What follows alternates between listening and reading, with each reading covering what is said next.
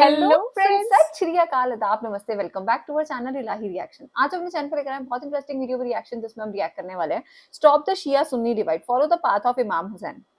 तो ये टॉपिक ना बहुत इंटरेस्टिंग होने वाला है हमारे लिए, क्योंकि जो हम डॉक्टर इसरार अहमद की वीडियोस भी देखते थे ना, वो भी हमेशा यही कहते थे कि मुसलमान बन के रहो, शिया सुन्नी कुछ नहीं होता है। बट आज का जो टाइम है वो डिवाइड हो चुका है, ये बात तो हमें माननी ही पड़ेगी। लेट्स सी आज की वीडियो में क्या कुछ खास जानने को मिलता है, इसके बारे में फिर बात करेंगे। बड़े पैमाने पर जो हम हेट देखते हैं, जो इतने बड़े पैमाने पर हम मुसलमानों के खिलाफ होते हुए वो तमाम अत्याचार हम देखते हैं, या फिर जो जिन लोगों को उन मोदी की उन रैलियों में या फिर हिंदुत्व की बात करते हुए या हिंदुत्व प्राइड की बात करते हुए, ये सब कुछ हम जो देखते हैं।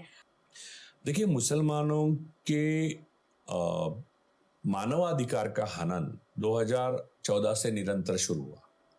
2016 से उसको गति प्राप्त हुई और अब तो ऐसा हो गया है कि कभी भी मुसलमानों का जेनोसाइड कोई भी कर सकता है। और ये एक ऐसा लगता है, अब ये तो फैशन हो गया है। कोई भी मुस्लिम चाचा देखे, बुजुर्ग व्यक्ति देखे तो उनको ऐसा पकड़ो, जय श्री राम बोलने के लिए को ना, उनकी आप एजुकेशन देखो, हैसियत देखो, उम्र देखो, कुछ भी नहीं देखते।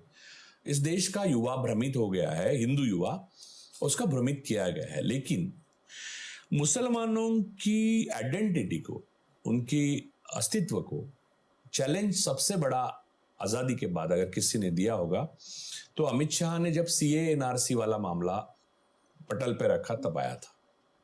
लेकिन उसमें सिटीजन शब्द था, तो आपको समझ में आया कि ये सिटीजनशिप को वो कर रहे हैं, मुसलमानों के सिटीजनशिप को खारिज करेंगे, बांग्लादेशी ये वो नाम बताकर। You call him dog and shoot him kind of strategy थी वो उसमें। लेकिन उनके उसको इतना बैकलैश होने के बाद उनको समझ में आया कि इसको अलग तरीके से लाना चाहिए, तो अलग रूप धारण करके एसआईआर लाया गया। तो आप समझिए, ये इजरायलाइजेशन है भारत का। यानी इजराइल सिर्फ यहूदियों का देश है, वैसे ये हिंदुओं का देश है। ये बीजेपी करण, जो भाजपा करण, आरएसएस करण जो भारत का होना है, वो इजराइल द्वारा हो रहा है। We are enslaved by Israel, try to understand. और ये इस्लामोफोबिया है, ये कल्टिवेटेड है बाय इजराइल। हमने देखिए जो नेतन्याहू गाजा और लेबनान में कर रहे हैं, मोदी रिजीम भारत में ही अपने ही संविधान पसंद, शांति अमन पसंद लोगों के खिलाफ 2014 से एक तरफा जंग छेड़ के वही कर रही है। साइकोलॉजिकल वॉरफेयर से मुसलमानों को गाजा में जो फिजिकल किया गया, वो साइकोलॉजिकल और कुछ हद तक फिजिकल भी किया। अब एसआईआर के माध्यम से उनको पूरे उनका अस्तित्व को ही मिटा देंगे। यहां तक गए लोग बोलते हैं कि मैं अपने बच्चों को मुंह क्या दिखाऊं, नाम ही नहीं कहीं रखेगा। मेरे पास पासपोर्ट है, मैं भारतीय सेना में काम किया है, मैंने ये जंग लड़ी है, वो जंग लड़ी है, कारगिल में मैं था, फिर भी मेरा नाम नहीं है, तो मेरे बच्चों को क्या करूं मैं? तो करना क्या है, ये मुसलमानों को बुरा लगता है यार। अगर वोट कटते हैं तो उनको लगता है चलो वोटिंग नहीं कर पाए, वो ये बात नहीं है। उनको इससे ठीक से समझना चाहिए, आपका वोटिंग नहीं कटा है, सिर्फ वोटिंग नहीं कटा है, आपका पासपोर्ट भी जाएगा, आपकी सिटीजनशिप जा रही है, आपकी आइडेंटिटी किसी भी देश के पृथ्वी धरातल पे नागरिक नहीं रहोगे। और ऐसे लोगों की गिनती आखिर में कुछ सालों में ये होगा कि देखिए पूरे देश में 50 करोड़ ऐसे लोग थे जो मुसलमान होंगे कि जिनका कोई भारत से संबंध ही नहीं है, और उनको क्या करे, तो जेनोसाइड की बात आती है, तो बाहर का कोई देश लेने वाला नहीं है, तो 50 करोड़ जो लोग, वो बोझ है भारत पे। ये आपको पढ़ाया जाएगा हिंदुओं को। शुवेंदु अधिकारी जो मूलतः ममता के साथ थे, तृणमूल कांग्रेस के थे, उन्होंने जो जेनोसाइड की स्पीच दी, मुसलमानों के खिलाफ हत्या की स्पीच की है, उसमें उन्होंने इजराइल का ही नाम लिया, जैसे गाजा में किया इजराइल ने किया, वैसे ही करना चाहिए बोला। तो अब परसों ईडी की कस्टडी से बाइज्जत बरी हो गए एक मुस्लिम उद्योजक, तो उनके पूरे इंडस्ट्री को किसने ले लिया कब्जे में? तो ये सारी जो कहानियां हैं वो मैं अपने मन से मनगढ़ंत नहीं है, मैं आपको एक 10 उदाहरण दे सकता हूँ ये बात को, इसका ठोस सबूत ये है। लेकिन एक पॉडकास्ट में इतना वक्त नहीं रहता, इसलिए मैं नहीं दे सकता, लेकिन मैं आपको ठोस बता सकता हूँ कि आज ये हो रहा है। और एसआईआर जो है उसमें मुसलमान और नॉन बीजेपी वोटर जो है उसको नॉन सिटीजन और बेवारिस बनाकर खत्म करने की ये साजिश है। ये इजराइल के माध्यम से आई है और इसको अंजाम जो दे रहे हैं वो मोदी सत्ता दे रही है। फिर क्या करेंगे इन लोगों का वो? इजराइल के माध्यम उनको से पहले आई है। सेकंड सिटीजन बनाएंगे, उनको कहीं का नागरिक नहीं रखेंगे। और फिर क्या है, आपने सोचा था 2014 से पहले कि मुसलमान व्यक्ति को इस तरह से रास्ते पे ही कहीं जय श्री राम बोलने के लिए कहीं भी मार फोर्स डालेंगे? किया इतना जाएगा। लिंचिंग हुआ, किसने उफ्ते किया विपक्ष में? मैं Exactly. लिंच किए हुए सारे जो मुस्लिम्स हैं उनकी एक मेरे पास लिस्ट है, उसके ऊपर किताब लिख रहे हैं हमारे मित्र। तो मैंने ही उनको कहा ये इस पे किताब लिखिए करके, वो लिख रहे थे। तो इंसानियत रही नहीं गई पहला है लोगों लिंचिंग के कब अंदर। मुस्लिम बली महाराष्ट्र से हुआ है, ओके। तो मुझे मालूम है। तो वहाँ के हमारे शोलापुर के एक मित्र हैं, तो उनके साथ सरफराज अहमद उनका नाम है, उन्होंने वो पूरा लिस्ट मुझे दिखाया पहले। तब तक वो नहीं, वो बढ़ता ही गया बाद में, मैंने उनको मिला उसके बाद बहुत बढ़ा, उतना ही बढ़ा फिर। और अब तो तुम्हें लग रहा है कि काउंट हाँ, करना ही लोगों ने तो बंद ये कर दिया है। जो SIR में जाएंगे 1-1 करोड़ 2-2 करोड़ 3-3 करोड़ 3 करोड़ लोग यूपी में, आप विश्वास रखेंगे 3 करोड़ लोग ऐसे ही बाहर से आए हुए हैं। इतनी जनसंख्या तो किसी भी देश की नहीं है। तो ये 51 करोड़ पूरे देश में लोग हैं, उनको आप नॉन सिटीजनशिप लेस बनाएंगे। कोई उनका पासपोर्ट नहीं बनेगा, उनको कोई सरकारी सुविधाएं मिलेगी नहीं, कुछ नहीं, उनके बच्चे सब बेवारिस हो जाएंगे। ये योजना है। अब वो सक्सेसफुल होती है नहीं होती है वो देश के लोगों के विल पे है, इच्छा पे है। लेकिन उनको बनाकर फिर उनको आपके हत्या भी कर दी, जेनोसाइड भी कर दिया, गैस चैम्बर्स में भी डाल दिया। कौन पूछेगा? वो थे ही नहीं यहाँ के नागरिक, ऐसा कोई मरा ही नहीं। जब आप रास्ते पर आएंगे नहीं तो आप मरे ही नहीं, आप थे ही नहीं, आप सारे पाकिस्तानी थे, आप सारे बांग्लादेशी थे। लेकिन फिर मेरा वही सवाल है राजू जी कि इतने बड़े पैमाने पर ये जो वोट काटे जा रहे हैं और फिर हमें लगातार वही जहन में सवाल आता है कि फिर इन लोगों का क्या होगा।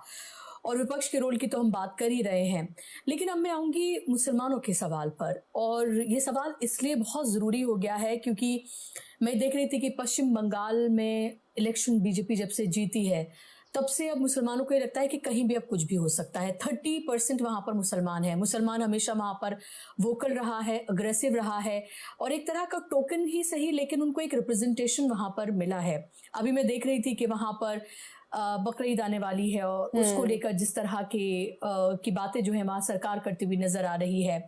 उत्तर प्रदेश में तो आपने देख ही लिया योगी आदित्यनाथ क्या कहते हुए नजर आ रहे हैं बकरीद की नमाज को लेकर।